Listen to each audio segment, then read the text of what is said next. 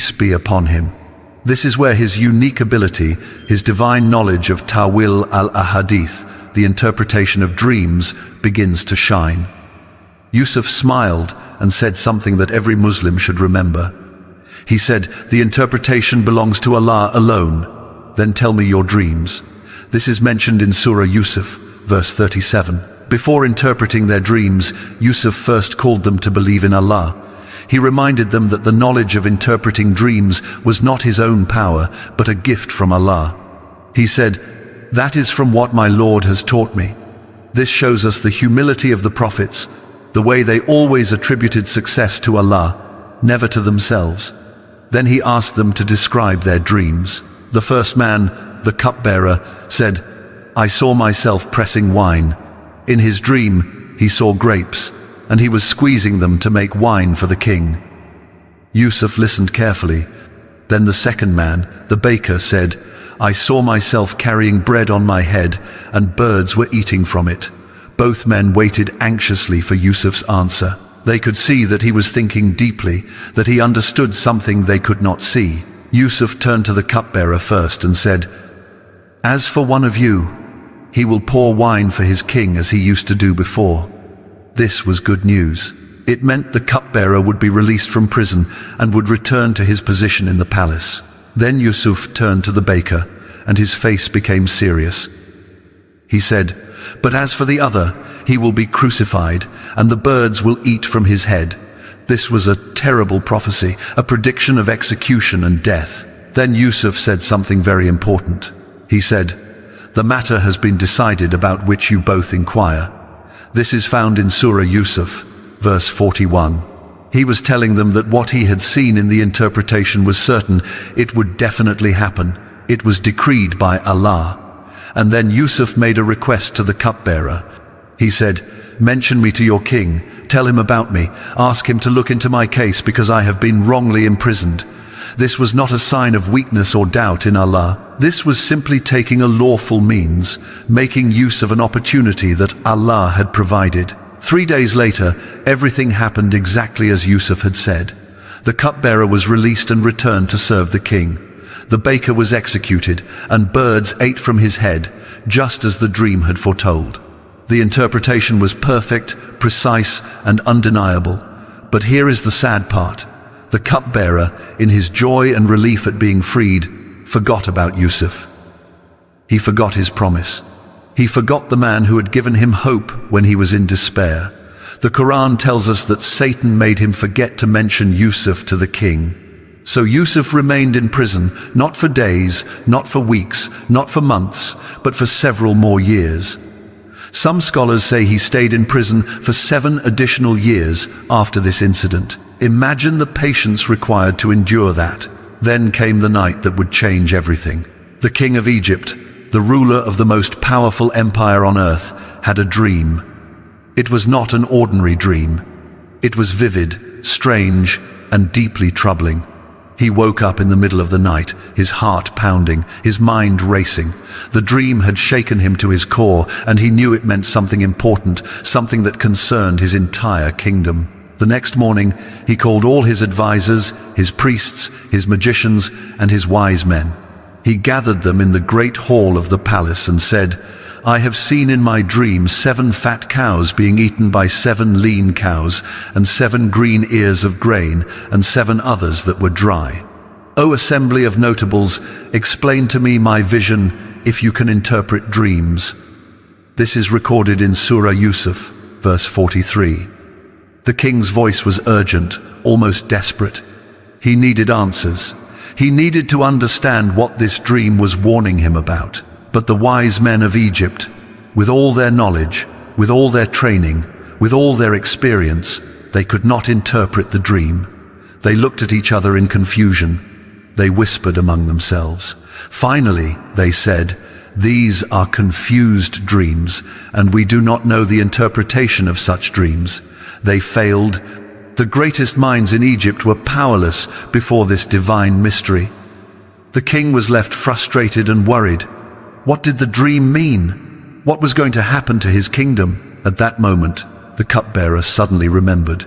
After all those years, after all that time, the memory of Yusuf came flooding back into his mind. He remembered the young man in prison, the one who had interpreted his dream with perfect accuracy, the one who had asked to be mentioned to the king. The cupbearer stepped forward and said, "I will inform you of its interpretation, so send me to the prison." The king immediately agreed. The cupbearer rushed to the prison, his heart racing, hoping that Yusuf was still there, hoping that he could still help. When he found Yusuf, he explained everything. He described the king's dream in detail. He told him about the 7 fat cows and the 7 lean cows, the 7 green ears of grain and the 7 dry ones. And then he waited. Yusuf listened calmly. This was the moment Allah had prepared him for. This was why he had been given the gift of dream interpretation. This was why he had endured all the suffering, all the trials, all the injustice. Everything had led to this exact moment. Yusuf did not hesitate. With confidence and clarity, he said, "You will plant for 7 years as usual, but whatever you harvest, leave it in its ear, except a little from which you will eat. Then after that will come 7 years of hardship, which will consume what you saved for them, except a little which you will store. Then after that will come a year in which people will be given rain and in which they will press olives and grapes." This interpretation is mentioned in Surah Yusuf, verses 47 to 49. This was not just an interpretation, this was a complete economic plan, a strategy to save the entire nation from disaster. Yusuf explained that Egypt would experience 7 years of abundant crops, 7 years of prosperity and plenty. But those good years would be followed by 7 years of terrible drought and famine, 7 years when nothing would grow, when food would become scarce, when people would suffer and starve. And after those hard years, there would finally come a year of relief.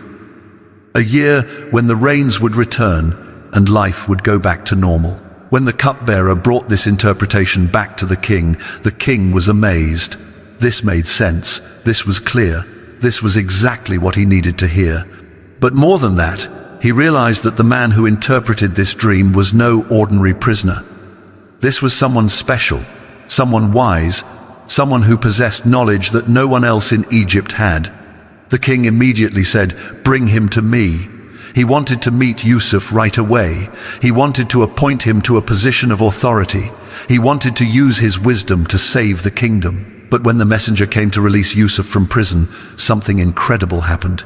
Yusuf refused to leave. He said, "Return to your master and ask him what was the case of the women who cut their hands. Indeed, my Lord knows well their plot." This is in Surah Yusuf, verse 50. Yusuf wanted his name to be cleared first. He wanted the truth to be known. He wanted justice. He had been falsely accused, wrongly imprisoned, and he would not leave until his innocence was proven publicly. The king respected this. He called the women who had been at the banquet years ago, including the wife of Aziz. He asked them, "What was your affair when you tried to seduce Yusuf?" And here, after all those years, the truth finally came out. The women said, "Perfect is Allah. We know nothing bad about him." And the wife of Aziz, the one who had caused all this trouble, finally confessed. She said, "Now the truth has become clear. It was I who tried to seduce him, and indeed he is truthful." This confession is recorded in Surah Yusuf, verse 51. Yusuf's innocence was proven, his honor was restored, his reputation was cleared. And the king, deeply impressed by Yusuf's integrity, his wisdom, and his patience, said, "Bring him to me. I will appoint him exclusively for myself." When Yusuf finally stood before the king spoke to him and realized that this man was extraordinary. The king said, "Indeed, you are today established in our presence and trusted." And then Yusuf made a request that showed his confidence, his competence, and his readiness to serve. He said, "Appoint me over the storehouses of the land. Indeed, I will be a knowing guardian." This is mentioned in Surah Yusuf, verse 55. The king agreed immediately. Yusuf, the former slave, the wrongly imprisoned man, the young boy who had been thrown into a well by his own brothers, now became the minister of treasury, the second most powerful man in all of Egypt. And thus Allah established Yusuf in the land. He could settle wherever he wished. Allah gives his mercy to whom he wills, and Allah does not allow the reward of the righteous to be lost. This is the promise of Allah, recorded in Surah Yusuf, verse 56. Yusuf, peace be upon him, immediately put his plan into action. He organized the farmers. He set up storage facilities. He commanded that during the 7 years of abundance, they should harvest as much as possible and store the grain carefully in its ears to protect it from spoiling. The people of Egypt worked hard under his wise leadership. The fields produced more than they had ever produced before. The storehouses filled with grain, wheat, barley, and other crops. Egypt became the richest nation in the region. And Yusuf made sure that everything was recorded, organized, and managed with perfect efficiency. The 7 years of plenty passed quickly. And then, just as Yusuf had predicted, the rain stopped.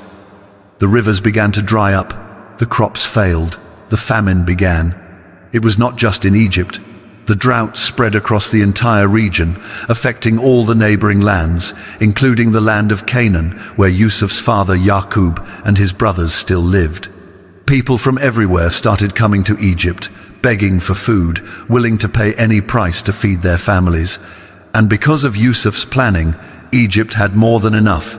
They sold grain to everyone who came, and Yusuf personally oversaw the distribution, making sure it was fair and that no one was cheated. Back in Canaan, Yaqub, peace be upon him, and his sons were suffering from the famine just like everyone else. Their supplies were running low.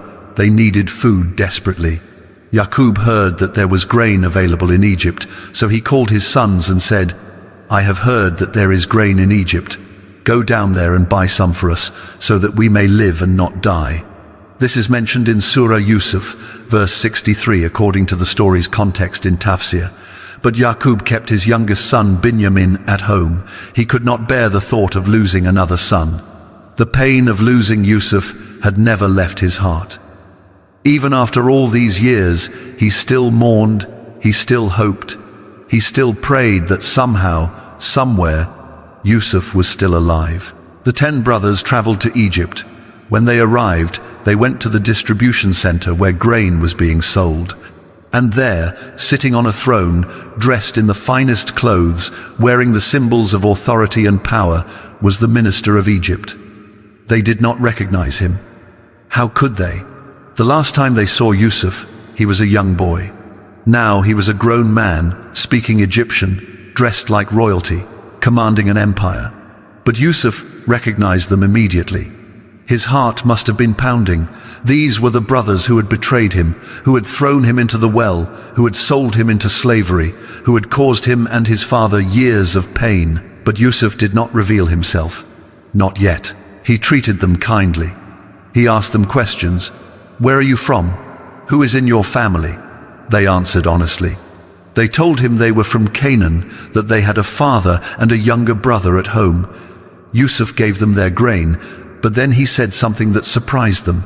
He said, "Bring me your younger brother. If you do not bring him next time, you will receive no grain from me, and you will not even come near me." This is mentioned in Surah Yusuf, verse 60.